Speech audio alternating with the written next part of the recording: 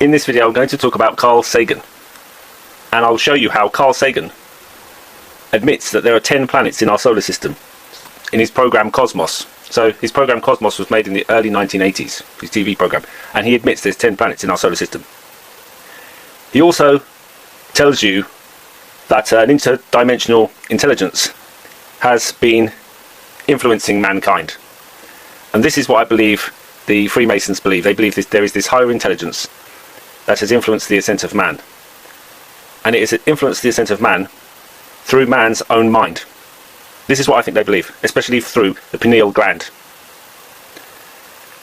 And so I'll show you these clips. So the first clip is where he admits to Planet X. So if you know about Carl Sagan, he was a scientist, scientific writer. If there's somebody who knew what was going on, it was him, Carl Sagan, in the American establishment. And so here he admits that there are 10 planets in our solar system. When this was made, Pluto was considered a planet. It is no longer considered a planet. So now Neptune is the 8th planet, and they're searching for planet 9. Really, it's planet X, planet 10, what Carl Sagan is talking about here. And so they've known about this planet X for a very, very long time. They've also known that planets exist around other stars. They've known this for a long, long time, and they're just pushing it out there gradually to the public. So here we go. Carl Sagan admits there's 10 planets in our solar system in the 1980s. Then the total number of planetary systems in the galaxy is 400 billion times a quarter, or 100 billion. We'll write down our running totals in red.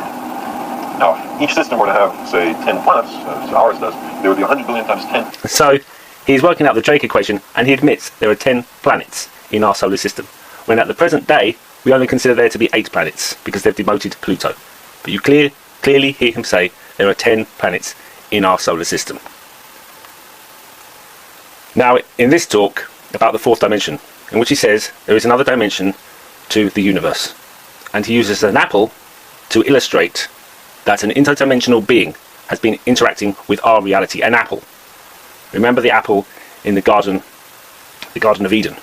The importance of the apple. Notice the logo in the Apple computer with a bitten apple. Think of AI. AI takes your mind into another dimension. Think of CERN, another dimension. And so he uses flatland. He's not saying the Earth is flat, but he's trying to illustrate there's another dimension, and this dimension has interacted with our dimension.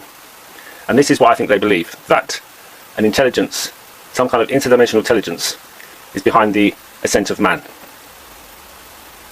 Left, right, we know about forward, back, but we have never heard of up, down. Let us imagine that into flatland, hovering above it, comes a strange three-dimensional creature which, oddly enough, looks like an apple. And the three-dimensional creature sees an attractive, congenial-looking square, watches it enter its house, and decides in a gesture of interdimensional amity to say hello. Hello, says the two-dimensional creature. How are you? I am a visitor from the 3rd dimension.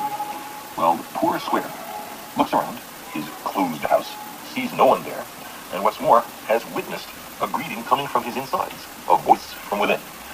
He surely is getting a little worried about his sanity.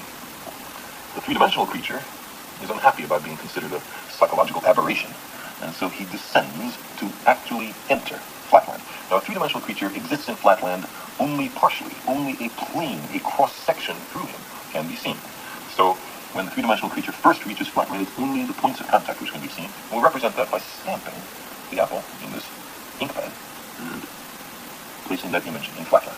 There you go.